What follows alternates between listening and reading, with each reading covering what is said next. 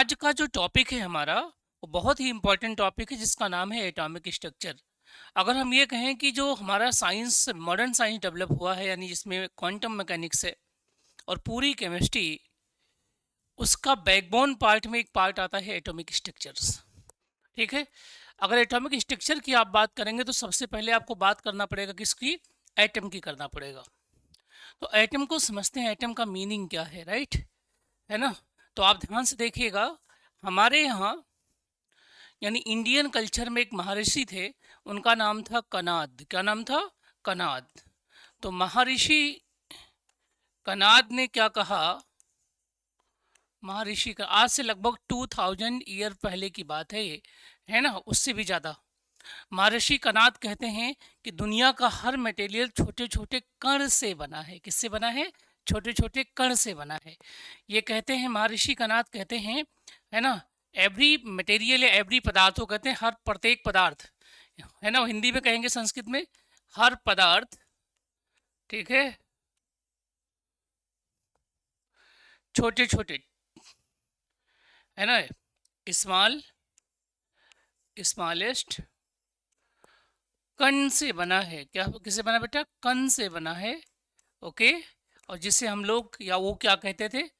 बना है जिसे परमाणु कहते हैं। क्या कहते हैं? परमाणु, यानी परम अणु कहते हैं। परम अणु, परमाणु कहते हैं। ठीक है। अब आ जाइए, ये तो हो गई ओल्ड कॉन्सेप्ट हमारा, इंडियन फिलॉसफी की बात। वैसे आप देखेंगे आप तो एटम की क्या मीनिंग होती है। तो एटम की अगर ग्रीक मीनिंग पे जाओगे आप, जो एटम टर्म है ना, इसका ग्रीक मीनिंग क्या होता है ना, ये आपसे पूछा जा सकता है कि एटम जो टर्मिनोलॉजी है उसका ग्रीक मीनिंग क्या होता है बेटा, ग्रीक वर्ड में कौन सा वर्ड है ना। तो इसका ग्रीक वर्ड में या ग्रीक लैंग्वेज में, ठीक है, ग्रीक वर्ड है एक तरीके से जिसकी मीनिंग क्या है, इसकी मीनिंग में दो पार्ट छिपे होते हैं। एक पार्ट का नाम है ए मतलब होता है ना, है ना, ए, और दूसरे का मतलब है टोमियो। क्या है? टोमियो, एटोमियो। इस एटोमियो का मतलब होता है कोई भी पार्टिकल जो फर्दर डिवाइड ना हो, यानी कि इंडिविजिबल पार्टिकल। कैसा हो बेटा? Indivisible particles. ठीक है। तो जो इंडिविजिबल पार्टिकल्स होते हैं वो इनकी कैटेगरी में आते हैं, इंडिविजिबल पार्टिकल्स, इंडिविजिबल पार्टिकल। ठीक है।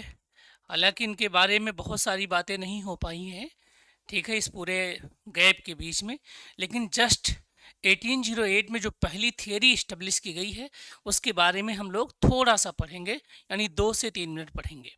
ठीक है। एटम्स की क्या संरचना होती है, एटम होते क्या हैं, इन सब बातों को एक्सप्लेन करने के लिए जो थियरी इंट्रोड्यूस हुई है उसका नाम है डाल्टन्स की एटॉमिक थियरी, है ना। पहले उसको समझते हैं बच्चों। तो चलिए, डाल्टन्स की एटॉमिक थियरी, ये फर्स्ट मॉडर्न एटॉमिक थियरी है, पहली, है ना। Dalton's, Dalton's atomic theory. Dalton's के कई सारे रूल हैं। एक तो गैसेस स्टेट में डाल्टन पार्शियल प्रेशर लॉ है, मोल कॉन्सेप्ट में है आप डाल्टन्स के लॉ पढ़ते हैं, मल्टीपल प्रोपोर्शन का नियम, और यहाँ पर तो आप पढ़ते ही पढ़ते हैं। तो डाल्टन्स एटॉमिक थियरी, है ना, कब दी गई होगी? 1808 के अप्रॉक्स। ठीक है। अभी देखिएगा इसके मेन पॉस्टुलेट क्या क्या हैं। ठीक है। मेन बातें क्या हैं बेटा? Main postulate of this theory, main postulate of this theory is mention below. ठीक है बेटा। देखो, पहली जो थियरी है, इसका जो थियरी का पहला पॉस्टुलेट है उसमें ये कहते हैं, कौन कहता है? डाल्टन्स कहते हैं कि दुनिया का हर पदार्थ, दुनिया का हर मटेरियल छोटे छोटे, है ना, यानी टिनी स्फेरिकल पार्टिकल से बना है जिसको एटम कहते हैं। तो पहले पॉइंट में ये क्या कहता है? ऑडियो क्लियर है बेटा? एक बार कमेंट कर दीजिए। हेलो, ठीक है। तो ये कहते हैं एवरी मटेरियल, है ना बेटा, every material made up by टिनी, है ना, टिनी मतलब बहुत छोटा, यानी वेरी वेरी स्मॉल कह सकते हैं आप।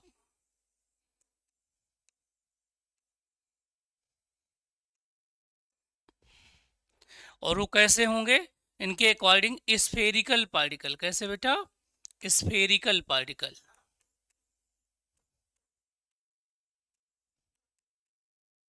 ठीक है, every material made up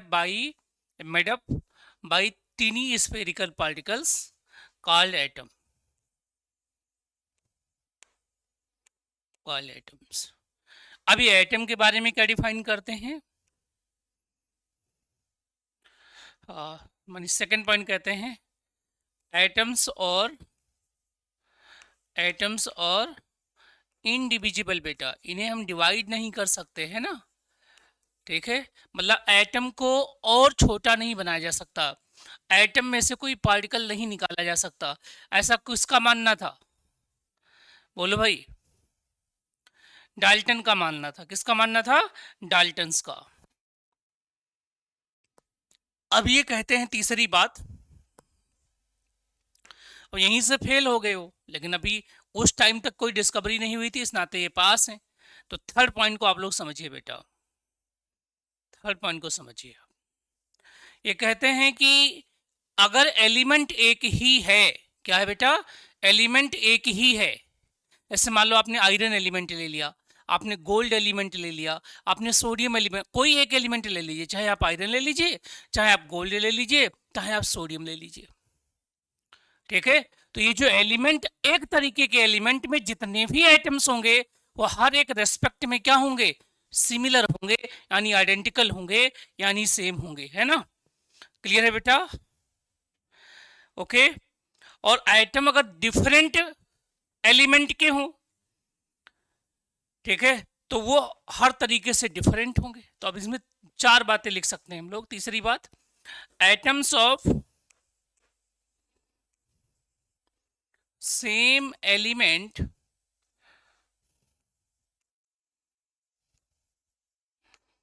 atoms of same elements are identical in all respect। ठीक है, और ये वायलेशन है किसका? आइसोटोप्स का। आइसोटोप की डिस्कवरी के बाद ये वाला पॉइंट खत्म हो गया था।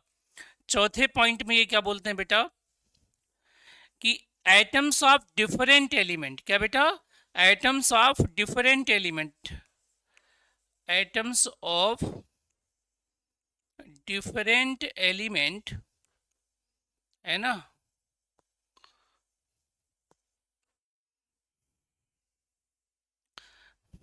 Never be similar. ठीक है, इन रेस्पेक्ट ऑफ मास। अगर अलग अलग एलिमेंट हैं तो उनके एटम्स के मास कभी सेम नहीं हो सकते। कौन कहता है ऐसा? जॉन डाल्टन कहते हैं। चार बातें क्लियर हो गई, इसमें कोई कंफ्यूजन तो नहीं किसी को? बोलो बेटा। पांचवी बात जो कहते हैं अभी तक सही है, वैसे अगर हम देखें तो नॉर्मल केसेस में, है ना, लेकिन न्यूक्लियर में ये भी फेल हो जाएगा। Atoms are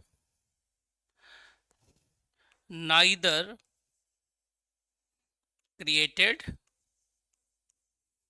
nor destroyed. ठीक है, ये कहते हैं ना तो एटम को बनाया जा सकता है और ना ही एटम को ख़त्म किया जा सकता है। यहाँ तक की बात अगर आपको समझ में आ गई हो तो फिर मैं आगे बढ़ूँ। बोलो बेटा। हेलो, ये कहते हैं बेटा अगर दो एलिमेंट, मान लीजिए गोल्ड का एलिमेंट है और एक आयरन का एलिमेंट है, तो उन दोनों के एटम हर रेस्पेक्ट में सेम हो भी जाएं, उनके मास जरूर अलग अलग होंगे, ठीक है, ऐसा ये कहते हैं, है ना, अगर दो डिफरेंट एलिमेंट हो जाएं तो। हेलो, ठीक है। अब हम देखते हैं कि ये ड्रॉबैक क्या है या इसकी सक्सेस क्या रही है। ओके बेटा, इस थ्योरी की सक्सेस क्या रही है। हम्म तो देखो भाई, पहले तो हम इसकी अच्छी बातें कर लेंगे, मेरिट कहते हैं इसको, है ना, मेरिट ऑफ, ठीक है, दिस थियरी। तो डॉल्टन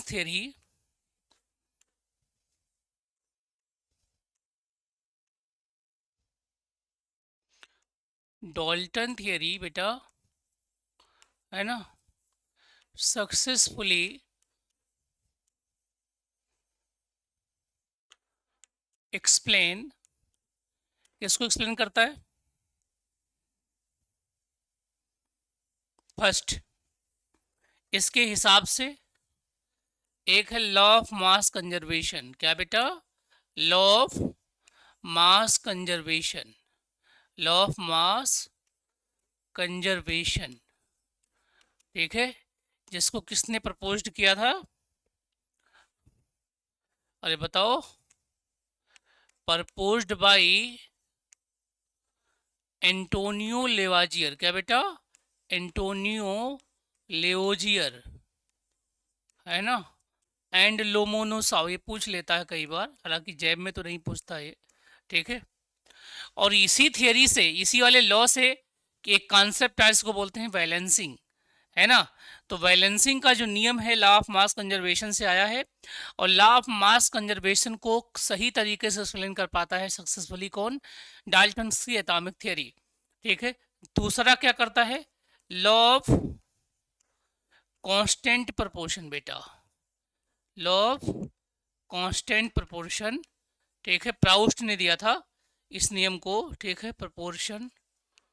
और तीसरी जो बात ये बताते हैं उसका नाम क्या है, law of multiple proportion, law of multiple proportion, multiple proportion, ठीक है, law of mass conservation, law of constant proportion and law of multiple proportion, ये तीनों जो फेमस अपने टाइम के नियम थे लॉ ऑफ केमिकल कॉम्बिनेशन के, ये तीनों सक्सेसफुली एक्सप्लेन किए जाते हैं कौन से मॉडल के द्वारा, कौन से थियरी के द्वारा बेटा जी, अरे बोलो, तो आप कहोगे डाल्टन थियरी के द्वारा, किसके द्वारा, डाल्टन थियरी के द्वारा, ठीक है। हेलो, ओके है,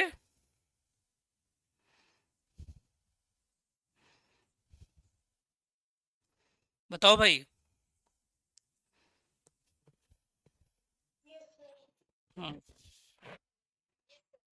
ठीक, चलो बेटा, अब हम इसको फेल करेंगे चूंकि ये फेल हो गया, है ना, यानी कि इसका लिमिटेशंस क्या होगा, तो इसके लिमिटेशंस को समझना हो, ठीक है, तो कुछ चीज़ें आपको प्री एज्यूम, मतलब ऐसा समझना होगा कि पहले से आपको पता है, ठीक है, तो लिमिटेशंस अभी लिखा देता हूं मैं, लिमिटेशंस से पहले,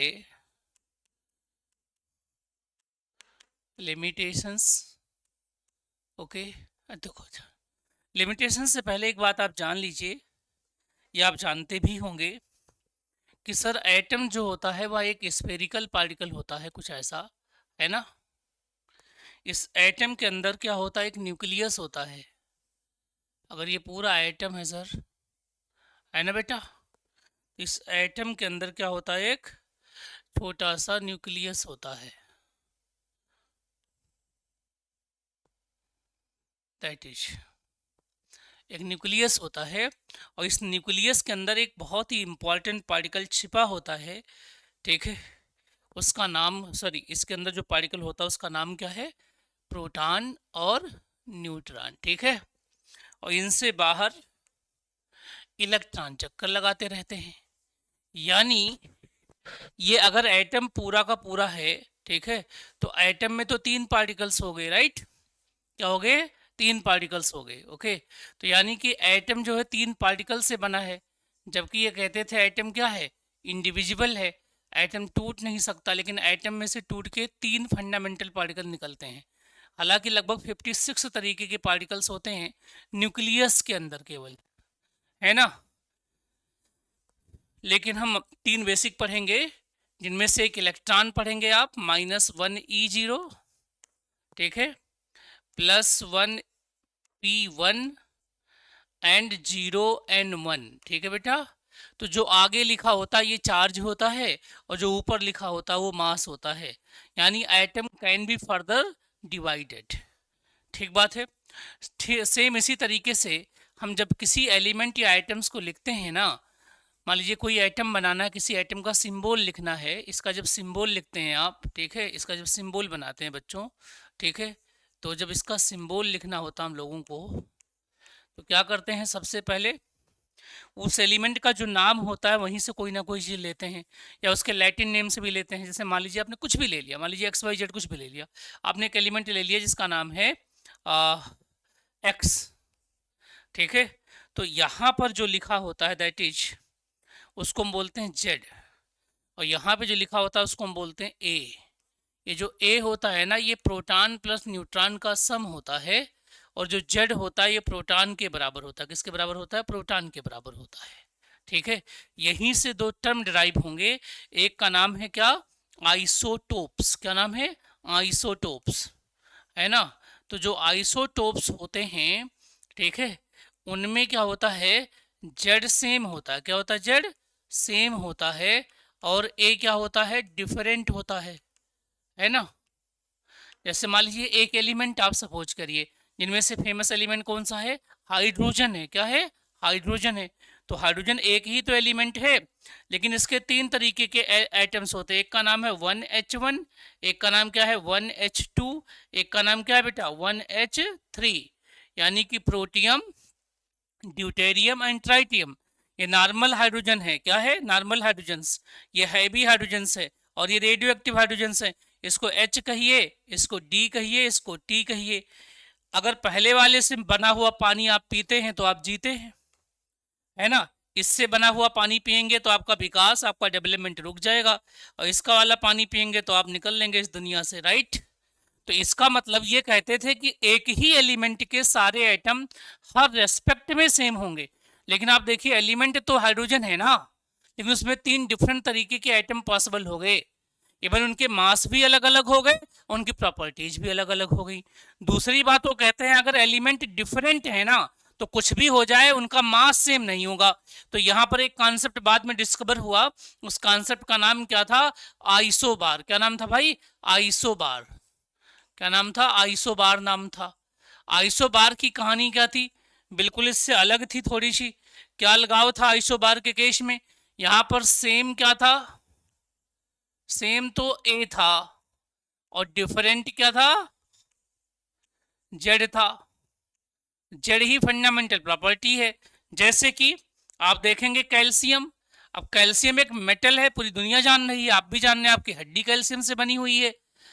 और एक और एलिमेंट होता है जिसका नाम है आर्गन। आर्गन एक गैस है। क्या है, गैस है। गैस का मेटल के साथ क्या सिमिलरिटी, भाई दोनों अलग अलग एलिमेंट हो गए, लेकिन जब इनके एटॉमिक मास पर फोकस किया गया तो पता लगा कि इसका एटॉमिक मास 40 है और इसका एटॉमिक मास क्या है, 40 है, तो दोनों सेम हो गए। और इस बात को डाल्टन्स मॉडल एक्सप्लेन नहीं कर पाया। तो पहली बात, पहली लिमिटेशंस है क्या, पहली लिमिटेशंस क्या है, नॉट एक्सप्लेन द इंडिविजिबिलिटी, मतलब वाई एटम डिविजिबल है, इस बात को एक्सप्लेन नहीं कर पाया है ना, ठीक है। तो fail to explain the internal structure of atom, failed to, ये कहते थे उनके अंदर कुछ है नहीं, fail to explain internal structure of atom.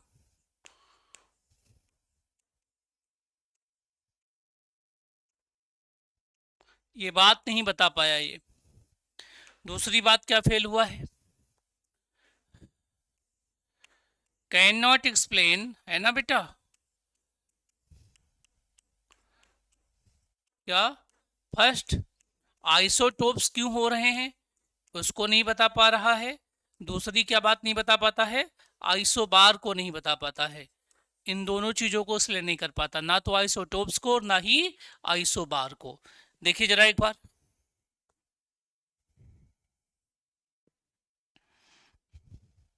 ठीक है बेटा। तीसरी बात,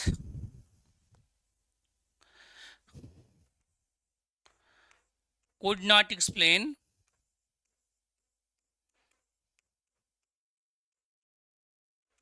how atoms of different element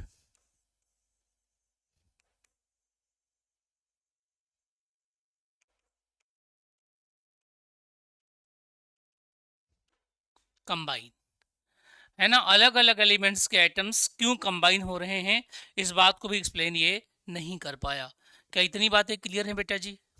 इसमें कोई डाउट तो नहीं है आप लोगों को? बोलो भाई।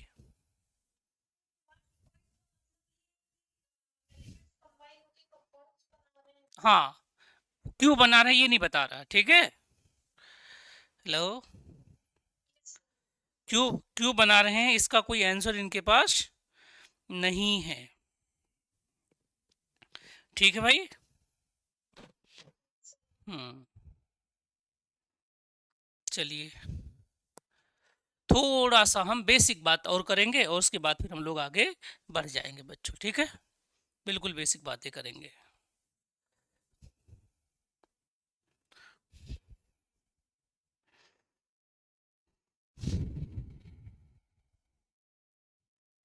चलो,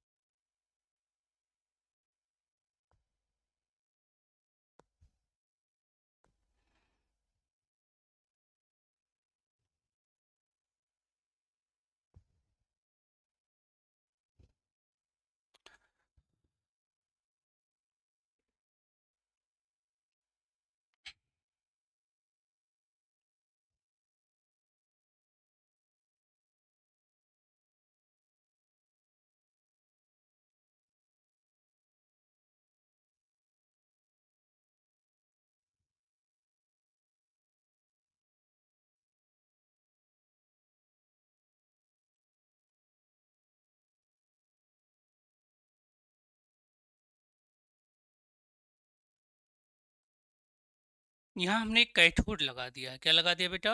कैथोड, ठीक है।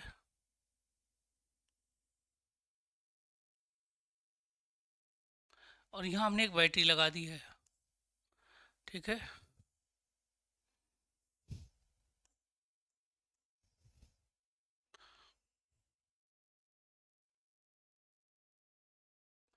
इस बैटरी का जो पोटेंशियल मैक्सिमम हो सकता है वो 10 के पावर 5 वोल्ट तक की बैटरी लगी है यहाँ पर।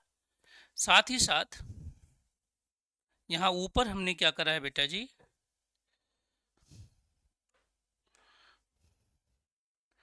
एक प्रेशर गेज लगा दिया। क्या लगा दिया है? प्रेशर गेज, ठीक है। यहाँ से चीज़ें इन कर सकती हैं, ठीक है ना। तो यहाँ पे है प्रेशर गेज है, और ये बहुत कम 0.01 मिलीमीटर ऑफ एच जी की क्या लगा सकती है? प्रेशर। प्रेशर बहुत लो प्रेशर बेटा, 0.01 मिलीमीटर एच जी का प्रेशर आप लगा रहे हैं, बहुत लो प्रेशर है। समझ में आ गई बात? बोलो भाई। उसके बाद जी बेटा,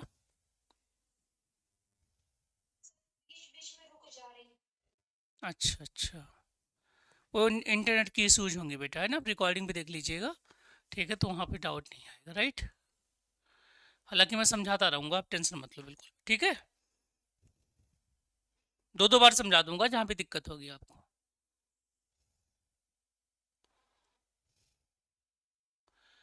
ये हमने बनाया है एनोड। क्या है बेटा ये? एनोड है। ये क्या है? मेरा एनोड है।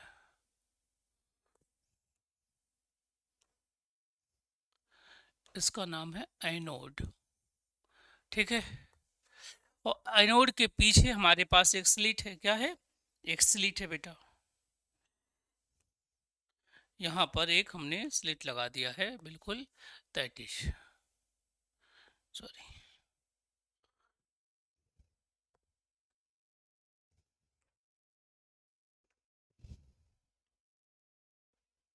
एक स्लिट है बेटा जो साइन करेगी। ठीक है, इस तरीके से। क्लियर हो रहा है? हम्म। तो सबसे पहले जैसे ही प्रेशर आप कम करोगे, गैसेस क्या हो जाएंगे बेटा? बहुत दूर दूर हो जाएंगी। अरे बोलो। हाँ जी, गैसेस दूर दूर हो जाएंगी बेटा। ठीक है, गैसेस दूर हो जाएंगी। और ये जो कैथोड होता है हमारा, ठीक है, इसकी खास बात, यहाँ से इलेक्ट्रॉन्स की बीम निकलती हैं। ये कैथोड जो होती हैं, यहाँ से इलेक्ट्रॉन्स की बीम निकलती हैं। लेकिन पहले इलेक्ट्रॉन्स का पता नहीं था जब ये बात की गई थी। इसको जूलियस और प्लकर ने किया था। किसने? जूलियस और प्लकर, है ना। ठीक है, इसको बोलते हैं क्रुक्स ट्यूब। इसका पूरा नाम क्या है? डिस्चार्ज ट्यूब है। क्या है? डिस्चार्ज ट्यूब है बेटा, है ना। क्रुक्स ने किया था और जूलियस प्लकर ने मिलके किया था उनके साथ। तो देखो, जूलियस प्लकर ने जब ये काम किया तो वो देखते हैं ना बेटा, यहाँ पर, यहाँ से कुछ चीज जा रही है, लेकिन क्या जा रही है वो अंदाजा नहीं लगा पा रहे वो। ठीक है, वो कह रहे हैं यहाँ से कोई चीज तो जा रही है। ध्यान से देखिएगा मेरी बात। यहाँ से कोई रे जा रही है, मतलब कोई चीज निकल रही है, लेकिन वो इनविजिबल थी, आंखों से दिखती नहीं थी।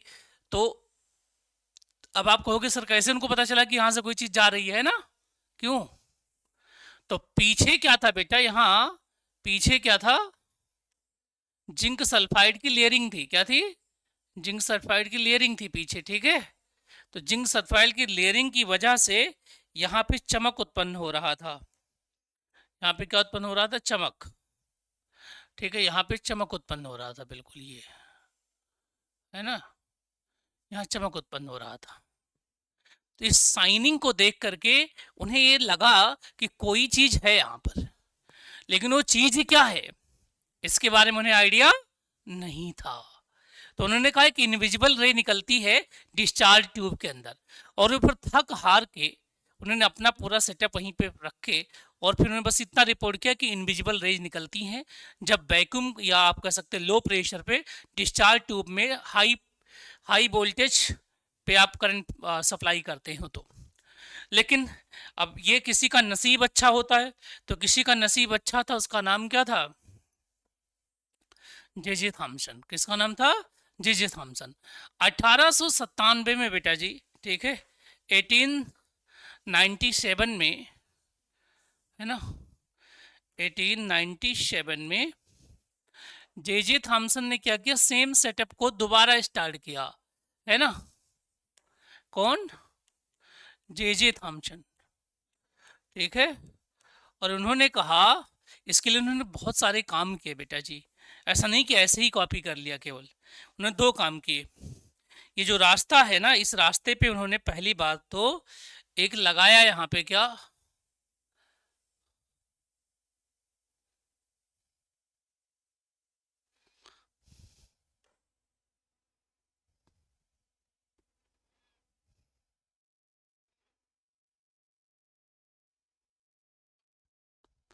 एक मैग्नेट लगाया। क्या लगाया बेटा?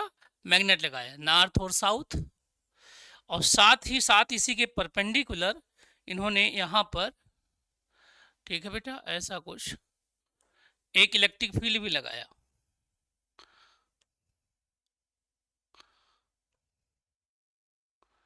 एक इलेक्ट्रिक फील्ड भी लगाया, प्लस और माइनस। ठीक है, और इसके रास्ते में एक व्हील भी रखी, पहिया भी रखा। और यहाँ पे जिंक सल्फाइड की लेयरिंग है। किसकी है?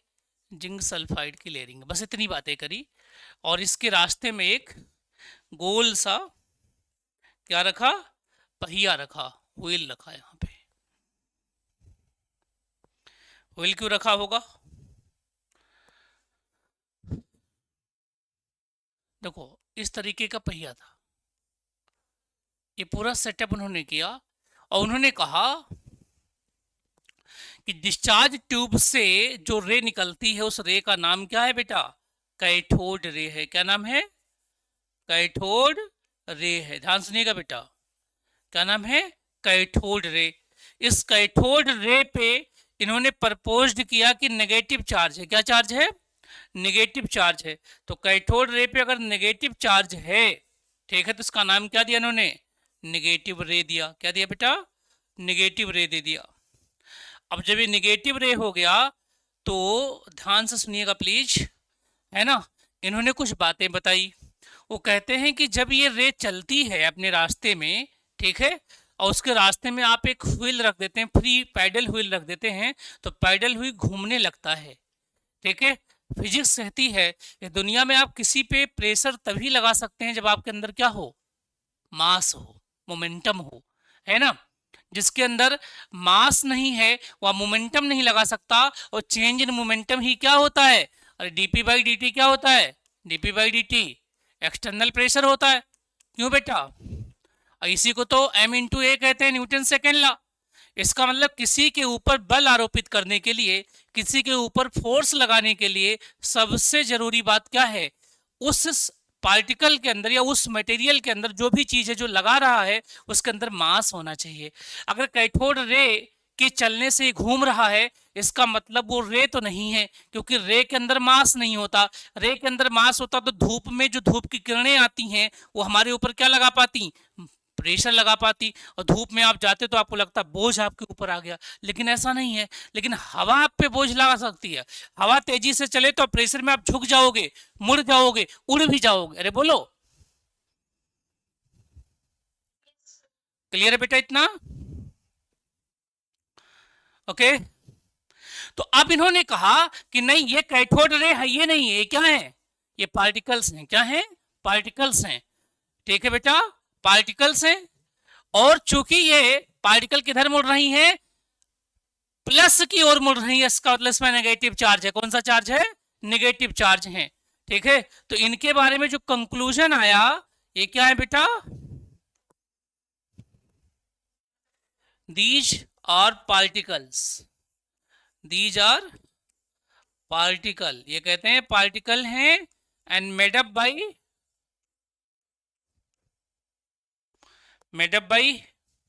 अरे बोल दो, these are particles made up by negative charge particle. आप कह सकते हो दीज आर पार्टिकल्स, है ना, having negative charge, having negative charge.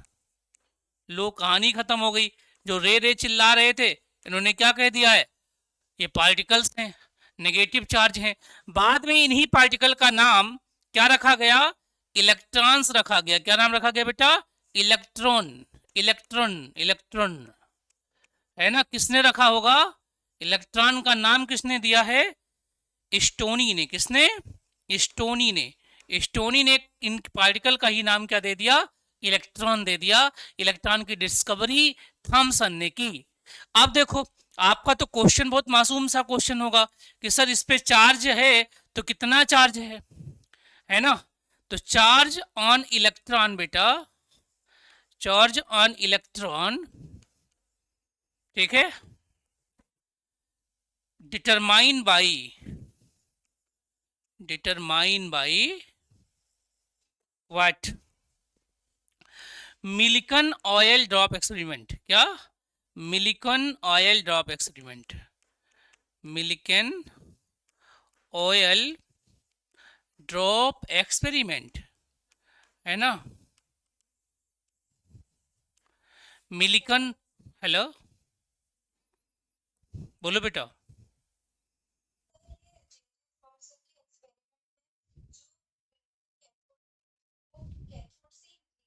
जी जी जी, कैथोड से ही निकली है। ये पूरा जो सिस्टम था इसका नाम था डिस्चार्ज ट्यूब। ये ग्लास की ट्यूब है बेटा। डिस्चार्ज का मतलब होता है कि हवा के अंदर या गैस के अंदर इलेक्ट्रिसिटी को पास करना, उसको मतलब डिस्चार्ज करना, राइट। Hello, okay. ये जूलियस प्लकर और क्रूक्स की टीम कर रही थी। उन्हें ये अंदेशा था कि कुछ इनविजिबल चीज निकल रही है, लेकिन वो क्या चीज है उसके बारे में वो स्टडी नहीं कर पाए। यानी ये जो आगे का पूरा सेटअप है किसने लगाया? थॉमसन ने लगाया। जब ये घूमने लगा तो उसने कहा ये रे है, ये नहीं है, पार्टिकल है। और जब ये प्लस की ओर मुड़ी तो उन्होंने कहा इस पे क्या है? चार्ज है। कैसा चार्ज है? नेगेटिव चार्ज है। बाद में ये नेगेटिव चार्जेस को एक्सप्लेन किसने किया? मिलिकॉन आयल डाप एक्सपेरिमेंट से आया। कितना आया? 1 यूनिट जो नेगेटिव चार्ज होता है बेटा, 1 यूनिट, है ना, 1 यूनिट जो चार्ज होता है, ठीक है, वो आपका 2 यूनिट में हम इसको कह सकते हैं। फर्स्ट क्या है? ये होता है, ये आप कह सकते हैं ऐसे, 1 यूनिट जो चार्ज आएगा, देखिएगा आप लोग प्लीज। एक होता है मॉड, लिखना है, मतलब प्लस माइनस से मुझे मतलब नहीं है। 1.6 इंटू 10⁻⁹ कूलाम, ये एसआई यूनिट में है। किसमें है? एसआई यूनिट में है, स्टैंडर्ड इंटरनेशनल सिस्टम में है। और ये वैल्यू होती 4.8 इंटू 10⁻⁻10 ESU, इसको बोलते हैं CGS यूनिट। ठीक है, जैसे ESU है ना, ऐसे एक EMU भी है, इलेक्ट्रोमैग्नेटिक यूनिट भी है, राइट। तो ये चार्ज की यूनिट हो गई, चार्ज की वैल्यू हो गई। तीसरी बात क्या हुआ बेटा? ये कहते हैं कि E/m, मतलब कि चार्ज बाई मास। E/m का मतलब क्या हुआ? चार्ज बाई मास, या इसी को बोलते हैं specific charge. Specific charge of cathode ray always constant. Always क्या होता है बेटा? कांस्टेंट होता है। And not depend on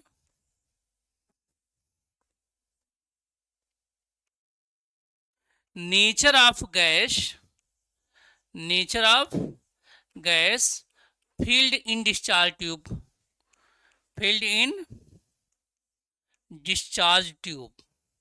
discharge tube में जो मर्जी गैस फिल कर दीजिए। E/m की वैल्यू क्या है बेटा जी? फिक्स है। क्यों? क्योंकि E/m इलेक्ट्रॉन्स के लिए है। इलेक्ट्रॉन्स को इससे मतलब ही नहीं कि अंदर कौन भरा हुआ है, कौन भरा हुआ नहीं है। अरे बोलो भाई, है ना। तो E/m की जो वैल्यू होती है उसको हम लोग समझ लेते हैं बेटा। ठीक है, तो देखो, जो E/m आया जिसको हम बोलते हैं स्पेसिफिक चार्ज बोलते हैं, ठीक है, specific charge of cathode ray यानी electrons, specific charge of cathode ray, है ना बेटा। अब तो कैथोड रे कहना ही गलत है, ठीक है, क्योंकि अब वो इलेक्ट्रॉन नाम पता लग गया है। ओके, इसमें एक E है और एक क्या है बेटा? M है। तो इसकी जो वैल्यू आई है वो बहुत इंपॉर्टेंट वैल्यू, ध्यान सुनिएगा। 1.76 इंटू 10⁻11 कूलोम पर केजी। क्या? कूलाम पर केजी, है ना। E/m निकल गया। ये फिक्स होता है, ऑलवेज चेंज नहीं होता है। गैस डिस्चार्ज ट्यूब के अंदर कोई भी भर दो, इसकी वैल्यू पे कोई फर्क नहीं आने वाला, इसकी वैल्यू पे कोई डिफरेंस नहीं आएगा, ये फिक्स है। इतनी बात समझ में आ गई है। जब आपको स्पेसिफिक चार्ज मालूम हो गया कैथोड रे का, तो यहीं से हम एक चीज और निकालेंगे। क्या बेटा? Mass of the electrons. क्या निकला? Mass of the electrons, mass of the electron. ठीक है बेटा, इलेक्ट्रॉन का मास क्या होगा? जब मास ऑफ द इलेक्ट्रॉन की बात करते हैं तो हम लिख सकते हैं क्या? Charge of electron, charge of electron divide by specific charge of electron. ठीक है, स्पेसिफिक चार्ज ऑफ इलेक्ट्रॉन, दो चीजें हो गई।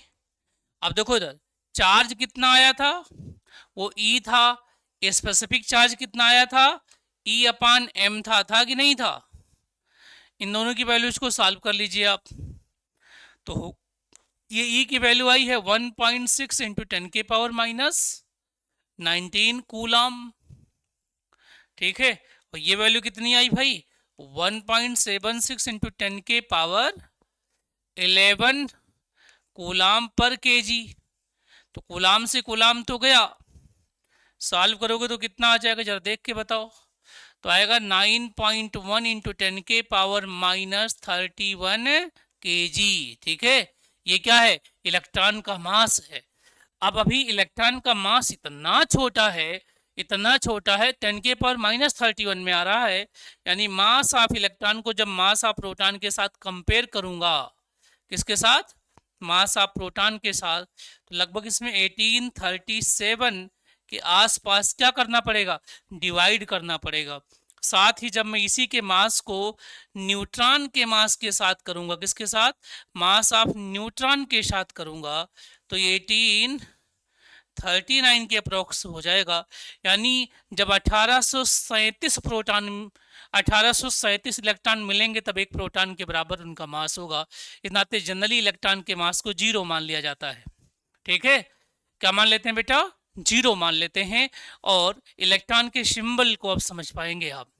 इस सारी कहानी के लिए जे थॉमसन को क्या मिला, नोबेल प्राइज मिला। ठीक है, इस बात के लिए मिला कि वो कहते हैं कि इलेक्ट्रॉन एक पार्टिकल है।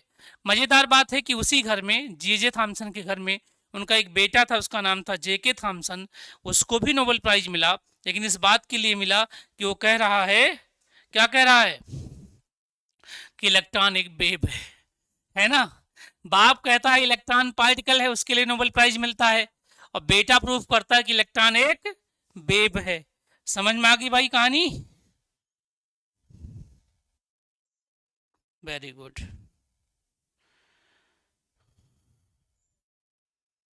कोई कंफ्यूजन बचा हो तो बताओ भाई।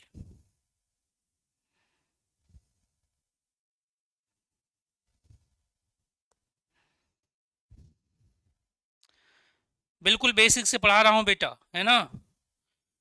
जब आपको क्वांटम मैकेनिक्स में ले चलूंगा मैं एटॉमिक 2 दिन में ख़त्म करके, तो आपको क्वांटम बहुत आसान लगेगा, क्योंकि आपका बेसिक बिल्कुल क्लियर हो गया होगा। इस नाते बेसिक को ज़रूर कवर करना चाहिए। लोग बेसिक को छोड़ देते हैं, पता नहीं क्यों छोड़ते हैं, मुझे तो नहीं मालूम। हम्म,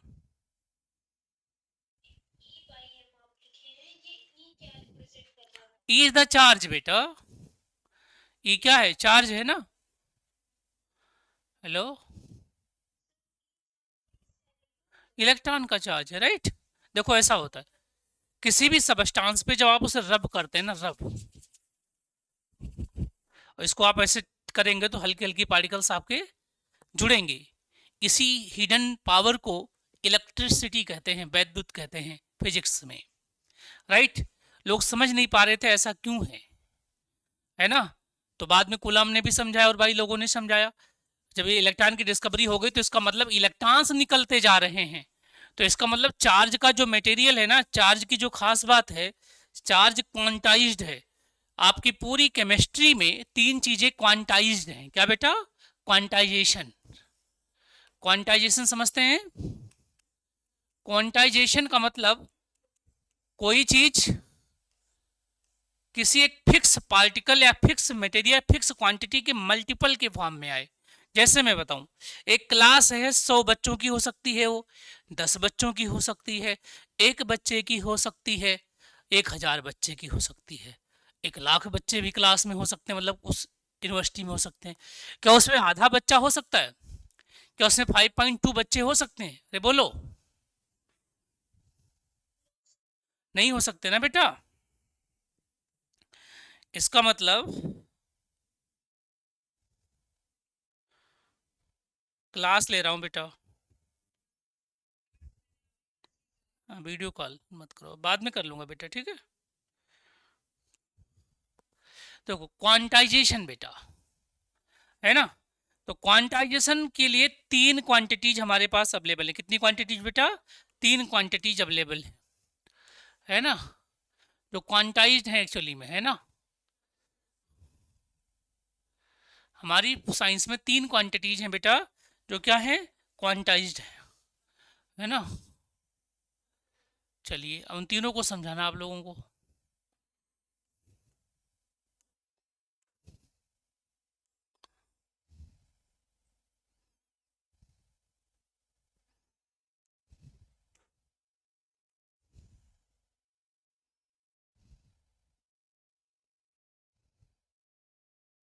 तो कौन कौन सी?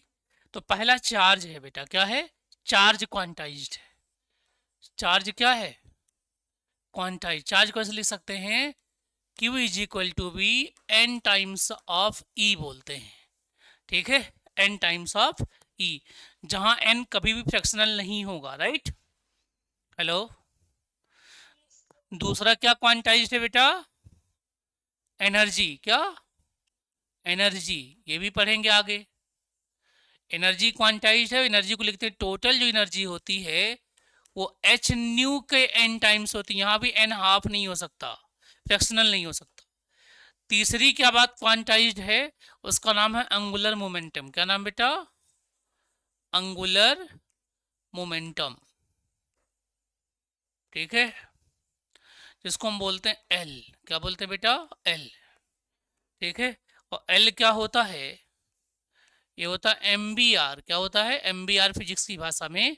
और ये होता है एच अपान 2 पाई का एन टाइम्स, ये फिक्स है, एन टाइम्स, राइट। यहाँ भी एन क्या है? फ्रैक्शनल नहीं है। तो हमारी साइंस में, हमारी केमिस्ट्री में तीन चीजें यानी तीन फिजिकल क्वांटिटीज क्या हैं? क्वांटाइजेशन शो करती हैं, एनर्जी, चार्ज और एंगुलर मोमेंटम। अरे बोलो, यहां तक बातें समझ में आ गई क्या? कोई डाउट तो नहीं हो रहा है? वेरी गुड, बहुत बढ़िया बेटा। तो चलो एक बात मुझे बताओ आप, हम दोबारा इसी पिक्चर पे वापस आते हैं। आप अपने आप को जे थॉमसन मान सकते हैं, ठीक है। आप आज से 200 साल पीछे जाइए और आप बिल्कुल इनोसेंट हैं, है ना, क्योंकि आप आज की दुनिया से परिचित नहीं हैं, आपको नहीं मालूम इलेक्ट्रॉन्स क्या हैं, प्रोटॉन्स क्या हैं, क्या हैं, राइट। हुई नहीं थी डिस्कवरी। बच्चों, हुआ क्या होगा, आ, जैसे जे जे थॉमसन तो बाई लक ही ये सारी चीजें कर पाए ना, क्योंकि करा धरा तो किसी और का है, विलियम क्रूक्स और, बोलो, विलियम क्रूक्स और उनके जो कोवर कर रहे हैं, उनका ये सारा काम था। वो थक गए करके, कुछ उनको रिजल्ट नहीं मिल रहा था, बस इतना मिल रहा था कि इनविजिबल चीज जा रही है। इन्होंने उस इनविजिबल चीज को पकड़ा, नाम दिया कैथोड रे, कैथोड रे का बाद में नाम क्या पड़ा? इलेक्ट्रॉन्स, और नोबेल प्राइज लेके गए। इन्हीं के समकालीन, इन्हीं के साथ के एक और साइंटिस्ट थे, वो कहते हैं यार ऐसा करता है, देखो क्या करते हैं, ध्यान से देखिए बच्चों। उन्होंने पाया क्या बेटा, ये जो आपका एनोड था ना, इस एनोड में होल कर दिया। क्या कर दिया?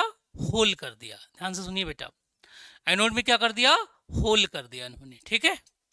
और एनोड में जब होल किया, ठीक है, और वो फिर से ऑन करते हैं, और एक काम और किया साथ में इन्होंने, यहां पर यानी इधर पीछे की साइड में, देखो इधर, यहां पे इन्होंने लेपिंग कर दी। क्या कर दी बेटा?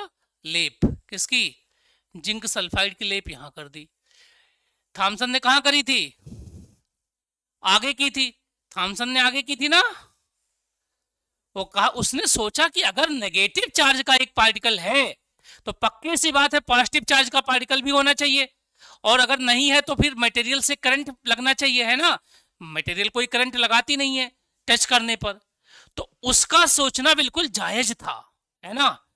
तो उन्होंने जब जिंक सल्फाइड की लेयरिंग इधर करी, उसकी एक परत यहां पर लगाई, तो देखते हैं कि जैसे आगे चमक मिल रहा था वैसे पीछे भी चमक मिल रहा है। इसका मतलब कि इनविजिबल रे पीछे की ओर जा रही है, राइट। उन्होंने गलती से उन्हें लगा कि जैसे कैथोड से कैथोड रे निकल रही हैं, वैसे एनोड से भी एनोड रे निकल रही हैं, बट ऐसा था नहीं। तो नाम क्या रखा? एनोड रे। क्या नाम रखा बेटा? एनोड रे। उसी को पॉजिटिव रे कह दिया। लेकिन बाद में जब इसको परफोरेटेड किया गया, क्या कहा गया? परफोरेटेड का मीनिंग क्या होता है? जिसमें होल हो। क्या बेटा? परफोरेटेड, परफोरेटेड, या केनाल कहते हैं, जिसमें जिसमें नहर टाइप का बना हो, होल बना हो, जिसमें होल कर दिया गया। तो अगर एनोड से पार्टिकल निकल रहे थे तो इसमें होल कर देने से, खोखला कर देने से पार्टिकल निकलना कम होना चाहिए था ना। अरे बोलो, हेलो। हम कहते हैं कि मेरे, हाँ अब ध्यान सुनिए, जैसे मैं कहता हूं मुझे लगा, मैंने ऐसे किया, एक रे इधर से आ रही थी, तो मैंने जब ऑन किया तो उधर जा रहा है, तो मुझे लग रहा है मेरे हाथ से कोई चीज निकल रही है, ऐसा मैं कह रहा हूँ, हाथ मान लो एनोड है, राइट। अगर मैं कह रहा हूं मेरे हाथ से चीजें निकल रही हैं, उसने कहा हाथ में छेद कर दो, यहाँ पे होल बना दो। जैसे होल बना दोगे, अगर हाथ से ही निकल रही होंगी तो इनका निकलना कम होगा नहीं होगा? हेलो। तो अगर यहाँ पे कैनाल बन गया, यहाँ पे छेद हो गया, तो यहाँ से कम रेज निकलनी चाहिए, लेकिन रेज निकलने का रेट अभी भी क्या चल रहा था, बराबर चल रहा था, उतना ही चल रहा था। और इस कंफ्यूजन को समझने में थोड़ा उन्हें टाइम लगा, है ना। तो बाद में कंक्लूजन ये निकला कि नहीं नहीं, ये एनोड रेज नहीं है, इनका नाम क्या रखोगे आप, कैनाल रेज निकलोगे। एक्चुअली में ये है क्या, जब ये आपके पास है ना बेटा इलेक्ट्रॉन चल रहा है, तो मान लीजिए इसमें हाइड्रोजन होगा, क्या होगा, हाइड्रोजन। तो हाइड्रोजन से क्या निकलेगा बेटा, H प्लस, यानी प्रोटॉन प्लस इलेक्ट्रॉन, तो इलेक्ट्रॉन तो इधर भाग जाएगा और प्रोटॉन इधर भागेगा, है ना। तो एक्चुअली में सही टर्म क्या है, एनोड रे सही टर्म है क्या, नहीं है। सही टर्म क्या है, सही टर्म क्या बेटा, एनोड रे सही टर्म नहीं है, ठीक है। एनोड रे सही टर्म नहीं है, कंफ्यूजिंग टर्म है, इसी को पॉजिटिव रे कह सकते थे, और बाद में इसका सही नाम दिया गया केनोल रे। क्या, केनोल रे। केनॉल का मतलब होता है जो परफोरेटेड एनोड से निकल रही, केनॉल रे, ठीक है, केनॉल रे। तो अब ऐसे क्वेश्चन भी कई बार पूछ लेता है ना बेटा, केनॉल रे, ठीक है बेटा। और ये कैसे थे केनॉल रे, सेम थे, इलेक्ट्रॉन जैसे ही थे बेटा, बट ये कैसे थे, पॉजिटिवली चार्ज पार्टिकल, क्या थे, पॉजिटिवली चार्ज पार्टिकल थे भैया, है ना। इन्हें प्रोटॉन कहा गया, क्या कहा गया, प्रोटॉन कहा गया, ठीक है, बाई गोल्डस्टीन, किसके द्वारा, गोल्डस्टीन के द्वारा, गोल्डस्टीन के द्वारा क्या कहा गया, इनको प्रोटॉन कहा गया। और मास ऑफ प्रोटॉन जो आया, मास ऑफ प्रोटॉन, ये इलेक्ट्रॉन के मास का 1837 गुना आया, तो लमसम कह सकते हैं 1.674 इंटू 10⁻⁻24 ग्राम, ठीक है, या किलोग्राम कह लो, ठीक है। ये हो गया हमारा एनोड रे। प्रॉब्लम यहाँ पर एक इंपॉर्टेंट बात है क्या, कि एनोड रे अगर हाइड्रोजन है तो एक प्रोटॉन निकलेगा, नाइट्रोजन है तो 8 प्रोटॉन निकलेंगे बेटा, सॉरी 7 प्रोटॉन, ऑक्सीजन है तो 8 प्रोटॉन निकलेगा। इसी नाते जो E बाई एम आएगा, यानी कि E by M of canal rays, है ना, केनॉल रेज, यानी कि anode ray not constant, not constant, and it is depend on, किस पे डिपेंड कर रहा होगा बेटा, nature of gas present in discharge tube, जबकि कैथोड रे में ऐसा nature of gas present in discharge tube बेटा, क्लियर है, अरे बोलो, कोई डाउट, समझ में यहां तक बात आ गई है भाई, वेरी गुड। अगर यहां तक समझ में आ गया है तो फिर मैं आपको बाकी सारी चीजें समझा पाऊंगा।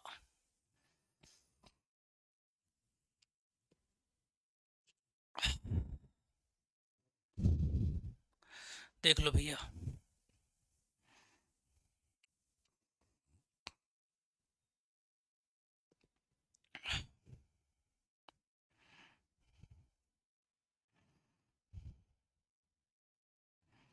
ठीक है भाई,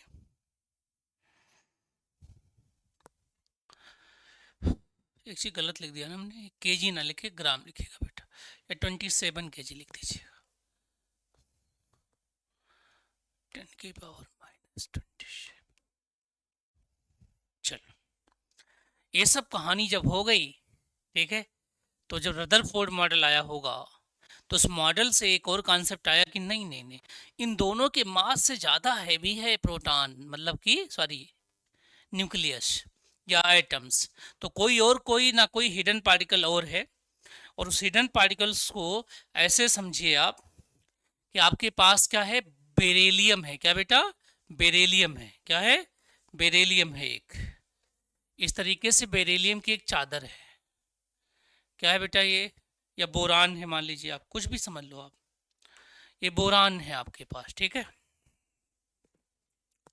बोरान समझते हैं? ये बोरान हो गया बेटा, 5 और 11 होता है। इस बोरान के ऊपर अल्फा पार्टिकल का बम्बारमेंट किया गया। किसका? अल्फा पार्टिकल का बम्बारमेंट। ठीक है, अल्फा पार्टिकल का मतलब क्या होता है? अल्फा पार्टिकल का मतलब होता है 2He4। क्या? हीलियम का न्यूक्लियस होते हैं, है ना। तो जब इनका बम्बारमेंट इस पे किया गया तो देखा गया कि जो बोरान आपके पास है ना बेटा, जो बोरान आपके पास है, ये बोरान की सीट चेंज हो गई किसी और चीज में। किसमें? जो देखते हैं किसमें चेंज हो गई होगी, सॉरी,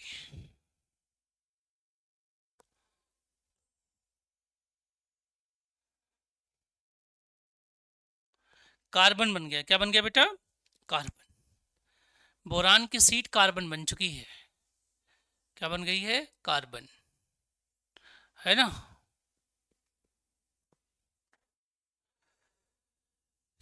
क्या आप नाइट्रोजन भी ले सकते हैं? चलो मान लो नाइट्रोजन ले लिया हमने, नाइट्रोजन बन गई। क्या बन गई? नाइट्रोजन। चलो इन दोनों को छोड़ो, नीचे वाले को 5 और 2 क्या होते हैं? अरे बोलो। 7। 7 हो गया। तो नाइट्रोजन का 7 होता नहीं होता एटॉमिक नंबर? हेलो। ऊपर का जोड़िए जरा, 11 और 4, जबकि नाइट्रोजन होता क्या है? 14 होता है जनरली। ठीक है, और अब बैलेंस है क्या रिएक्शन? चार्ज और मास बैलेंस है, तो आप कहोगे सर चार्ज बैलेंस है, 5 2 7 है, यहाँ पे कितना 7, तो चार्ज कितना बचा? कितना चार्ज बचा? अरे बोलो भाई, 0 चार्ज बचा। और मास कितना बचा बेटा? मास कितना रिमेनिंग है? 1 यूनिट मास रिमेनिंग है। तो 0 1 क्या होता है? न्यूट्रॉन होता है। ये क्या है? न्यूट्रॉन होता है। ये न्यूट्रॉन होता है। ठीक है ना। न्यूट्रल पार्टिकल होता है। क्या होता है? न्यूट्रल पार्टिकल है। क्या है? न्यूट्रल पार्टिकल है। और ये सब कहानी हो रही है 1932 में बाई चैडविक। किसके द्वारा? चैडविक के द्वारा, है ना। ये सब कहानियां चल रही हैं, न्यूक्लियर रिएक्शंस हो रहे हैं। अब देखो जरा बच्चों, ध्यान से मेरी बात को समझिएगा। मान लीजिए कि आपके 3 दोस्त हैं या 4 दोस्त हैं। उनमें से एक दोस्त ऐसा है जिसकी सबसे बनती है ना, वो किसी झगड़ा नहीं करती। अब आ रही है?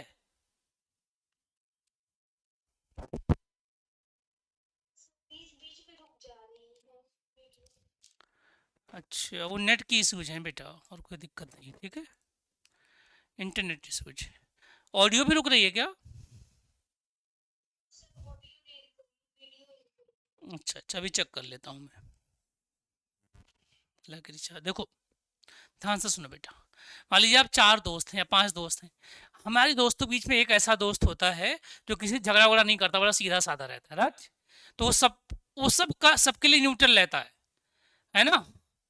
ना, तो मान लीजिए कि आपका और आपके दोस्त का झगड़ा हो गया, तो मनाने के लिए किसको भेजोगे आप? कौन बेटर होगा? न्यूट्रल वाले को, है ना। तो इस नाते जब कभी न्यूक्लियस के अंदर या कहीं पे बम्बारमेंट किया जाता है, तो बम्बारमेंट के लिए बेस्ट पार्टिकल कौन होता है? न्यूट्रॉन होता है। ठीक है, तो बेस्ट पार्टिकल फॉर बम्बारमेंट कौन है? न्यूट्रॉन है। याद रखिएगा, ये पूछा जाता है। ठीक है, सबसे अच्छा पार्टिकल कौन है? बेस्ट पार्टिकल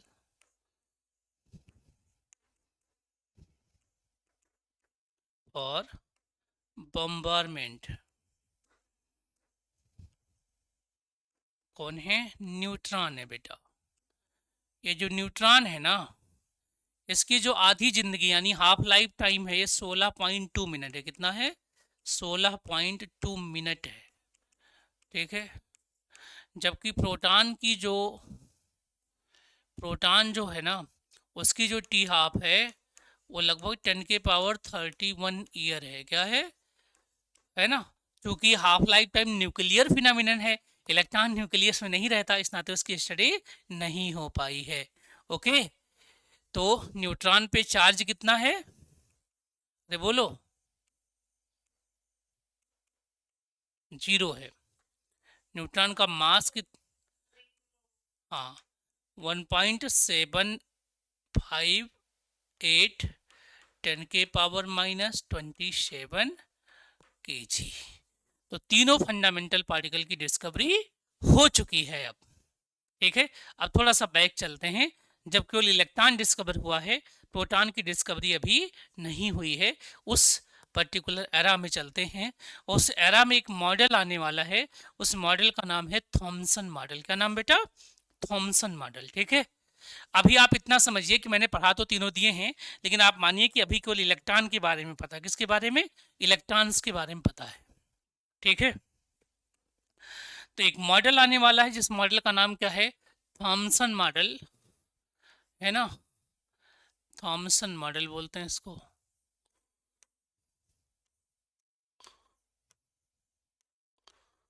थॉमसन मॉडल कहते हैं इसको। इसी को हम लोग और क्या नाम दे देते हैं बेटा? प्लम पुडिंग बोलते हैं। Very good. प्लम पुडिंग भी बोलते हैं। Plum pudding. ठीक है। और जब इंडिया में प्लम पुडिंग तो था नहीं, तो यहाँ क्या कहानी चल रही थी? वाटरमेलन। क्या? Watermelon model. ठीक है भाई। इसने थॉमसन ने कहानी गढ़ी है। ये कहते हैं, है ना, ये जो आपका मॉडल है ये कहता है कि एटम एक गोला है। क्या है बेटा? एटम क्या है? एक गोला है। एटम एक गोला है।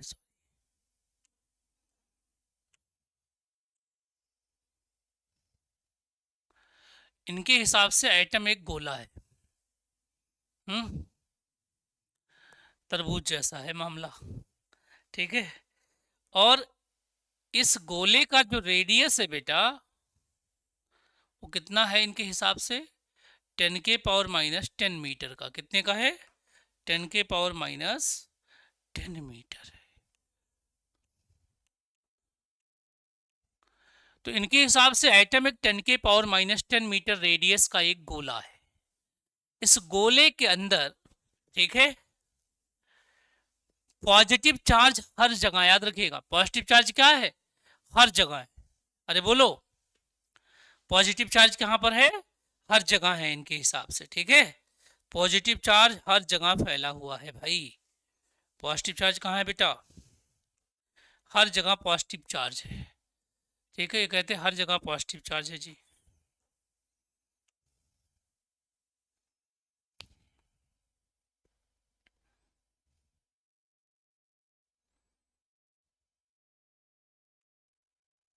ये कहते हैं हर जगह इसमें एक तरीके का माहौल है, होमोजीनियस माहौल है ऐसा कुछ।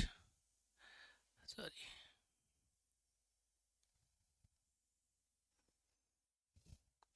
ध्यान से समझिएगा बेटा।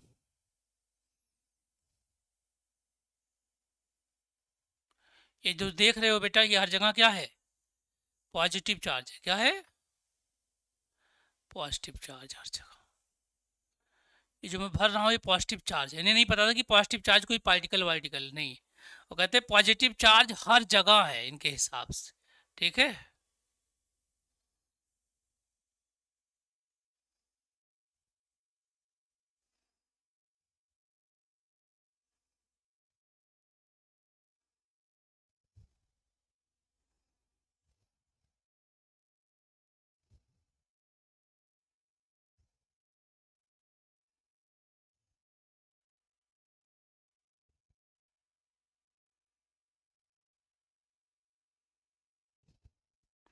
ऐसा हर जगह पॉजिटिव चार्ज है भाई, ठीक है।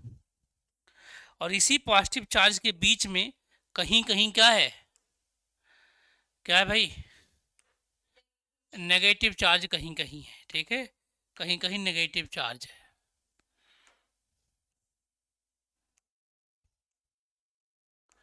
और नेगेटिव चार्ज ठीक वैसे है जैसे कि प्लम और पुडिंग के अंदर प्लम होते हैं बेटा, ठीक है। या आप कह सकते हैं जैसे वाटरमेलन के अंदर जो उसका फूडी पार्ट होता है, रेड पार्ट होता है, वो तो हर जगह होता है, होमोजीनियस होता है। उसके सीड क्या होते हैं बेटा, इम्बेडेड होते हैं, ठीक है ना। तो इन्होंने कहा कि इलेक्ट्रॉन्स, ठीक है बेटा, इलेक्ट्रॉन्स आर इम्बेडेड, तैर रहे हैं, ठीक है, in homogeneous positive charge, homogeneous positive environment, just like seed of watermelon in its red foody material, है ना बेटा, रेड foody material। चलो, और चूंकि इलेक्ट्रॉन और प्रोटॉन पे चार्ज अलग, मतलब पॉजिटिव चार्ज के बीच में नेगेटिव चार्ज है तो न्यूट्रल है ना। तो एक्सप्लेन क्या कर पाता है, क्या एक्सप्लेन करता है, क्या एक्सप्लेन कर पाता है, इलेक्ट्रिकल न्यूट्रलिटी, क्या बेटा, इलेक्ट्रिकल, इलेक्ट्रिकल न्यूट्रलिटी। एटम क्यों न्यूट्रल, इस बात को एक्सप्लेन कर पाता है, इलेक्ट्रिकल न्यूट्रलिटी। क्या एक्सप्लेन नहीं कर पाता, नॉट एक्सप्लेन आयोनाइजेशन, क्या बेटा, आयोनाइजेशन ऑफ गैस। जब किसी गैस को आयनाइज करते हैं तो केवल इलेक्ट्रॉन क्यों निकलता है, प्लस भी निकले, क्यों बेटा। जैसे कहते हैं इलेक्ट्रॉन कहीं कहीं इलेक्ट्रॉन निकल जाता है जब कोई चीज टकराता है, तो हर जगह जब ये करें कि पॉजिटिव चार्ज हर जगह है तो वो भी तो निकलना चाहिए ना। अरे बोलो, हेलो। इसी नाते ये मॉडल क्या हो गया बेटा, फेल हो गया, ठीक। अभी नेट वीक चल रहा है बेटा, ठीक है, तो मैं इसे सेट कर लेता हूँ, बाकी क्लास हम कल पढ़ेंगे, ठीक है, ओके।